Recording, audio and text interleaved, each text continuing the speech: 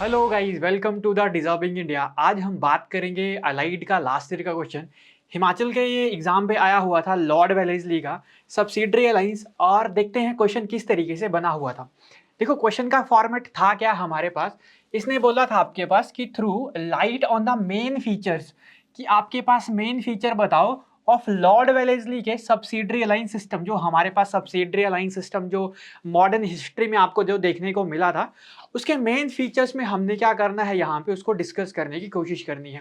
तो देखो लिखने का तरीका यहाँ पे का क्या होना चाहिए। पहले तो इंट्रोड्यूस कर दो लॉर्ड वेलेस्ली का सब्सिडरी अलाइंस। तो जो सब्सिडरी अलाइंस जो था हमारे पास इंट्रोड्यूस किया गया था लॉर्ड वेलेस्ली के द्वारा, ये सभी को ही पता होगा, और इन द ईयर ऑफ 1798। ये सब्सिडरी लाइन जब लॉर्ड वेलेस्ली जब 1798 में लाता है तो क्या कहता है, राजघराने जो हमारे इंडिया में जो राजघराने होते हैं उनको क्या कहते हैं कि आप क्या करो, हमारे साथ एक संधि कर लो। अलायंस का मतलब एक संधि कर लो, और इस संधि का नाम रखेंगे सब्सिडरी अलायंस। इसके तहत क्या किया जाता था, ब्रिटिशर्स लोग क्या करते थे, इंडियन राजघराने में यहाँ पर जाते थे और कहते थे कि हम आपको क्या करेंगे, प्रोटेक्ट करेंगे और आपके पूरे के पूरे राज दरबार में अपनी सेना को लगाएंगे। अब राज दरबार में अपनी सेना लगा देंगे तो बाहर से आने वाले जितने भी एक्सटर्नल जो अटैक होंगे या इंटरनल अटैक जो होंगे, हम आपको अपनी सेना से बचाएंगे।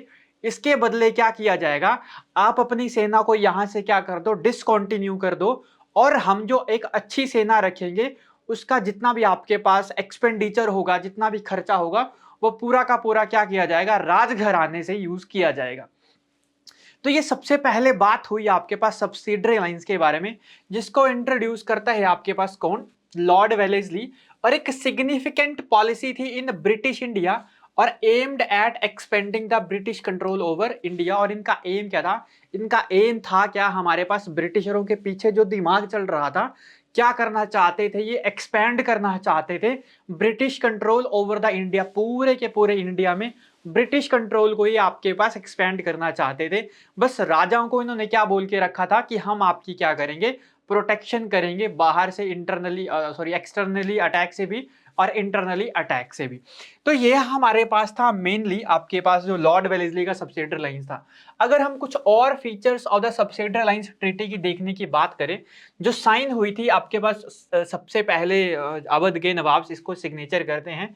तो उनको सबसे पहले जो पूरा का पूरा सब्सिडरी लाइंस को जो आपके पास यहाँ पर ब्रीफ किया जाता है, उनमें क्या किया जाता है कि those who want the entering into the subsidiary lines, मतलब उस टाइम पे राजघरानों को यहाँ पर बोला गया था कि दोज हु वांट, या Indian ruler entering into the subsidiary alliance with Britisher had to dissolve his own army. मतलब क्या करने पड़ेगी उनको, जो राजघराने उनकी अपनी आर्मी को डिसॉल्व करना पड़ेगा, और and accept the British forces in his territory. और उनको एक्सेप्ट क्या करना पड़ेगा कि जितने भी ब्रिटिशर फोर्सेस हैं उनके टेरिटरी में यहाँ पे रहेंगी। तो पहली बात हमने पहला फीचर क्या देखा, पहला फीचर हमने यहाँ पर देखा कि जितने भी राजघराने हैं वो सारी की सारी अपनी आर्मी को यहाँ पर डिसॉल्व कर देंगे, डिसकंटिन्यू कर देंगे, और उसके बदले हमारे पास क्या आएगी, एक ब्रिटिशर्स की यहाँ पर आर्मी, यहाँ पर सेना बैठेगी राजघराने में, जो राजा को क्या करेगी, कंट्रोल करेगी। और ही ऑल्सो हैड टू पे for the British army maintenance. और जितना भी उनका खर्चा रहेगा हमारे पास ब्रिटिश आर्मी का, वो कौन उठाएगा, राजघराने का जो राजा होगा वही उसकी सेना का खर्चा उठाएगा ब्रिटिशरों की। और if he failed to make the payment, a portion of his territory would be taken away and ceded through the ceded by the Britisher. तो होगा क्या कि अगर उस सेना का पेमेंट अगर आपके पास कोई राजा नहीं कर पाता है, तो इसके बदले क्या किया जाएगा, वो जो राजघराना होगा उसका कुछ हिस्सा क्या कर लिया जाएगा, ब्रिटिशरों के द्वारा यहां पर हथिया लिया जाएगा या उनके कंट्रोल में आ जाएगा। तो यही बोल रहे हैं कि अगर पेमेंट करने में यहां पे कोई राजघराना फेल होता है तो ओ portion of the territory would be taken away and ceded to the Britisher. और वो किसके अंडर चले जाएगी, ब्रिटिशरों के अंडर चले जाएगी। In return the British would protect the Indian state against any foreigner attack और इंटरनल रिवोल्ट। ठीक है, ये हमने बात कही। द निजाम ऑफ हैदराबाद, ये आपने सबसे पहले आपने याद रखनी है बात कि the Nizam of Hyderabad was the first to accept the subsidiary alliance in 1798। सबसे पहले जो सब्सिडरी लाइंस जिसने एक्सेप्ट किया था वो थे आप निजाम ऑफ हैदराबाद, मतलब हैदराबाद के राजाओं को जो निजाम कहते थे, उन्होंने सबसे पहले 1798 में लॉर्ड वेलेस्ली की सब्सिडरी लाइंस को यहां पर एक्सेप्ट किया जाता है। और अदर इंडियन स्टेट आपके पास जो सब्सिडरी लाइंस को यहाँ पर मानते हैं, सबसे पहले हमारे पास हैदराबाद 1798 में। Second one and the important one Mysore. आप सभी को ही पता है कि जब टीपू सुल्तान और आपके पास ये हैदर अली जब लड़ रहे थे, तो हैदर अली का जो बेटा था टीपू सुल्तान, वो फोर्थ एंग्लो मैसूर में मारा जाता है।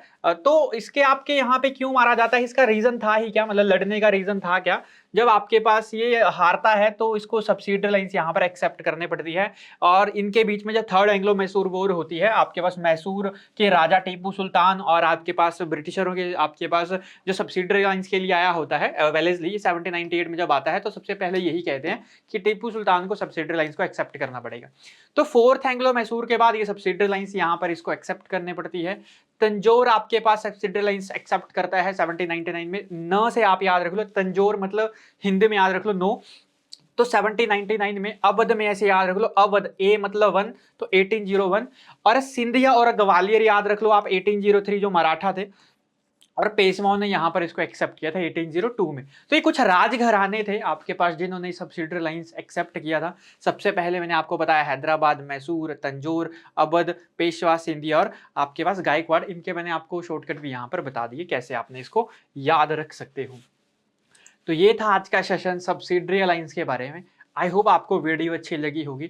तो जिसको भी वीडियो अच्छी लगी है, एक बार वीडियो को कर दीजिए शेयर, चैनल को कर दीजिए सब्सक्राइब। मिलते हैं इसी तरीके के एक और सेशन के साथ, तब तक के लिए थैंक यू।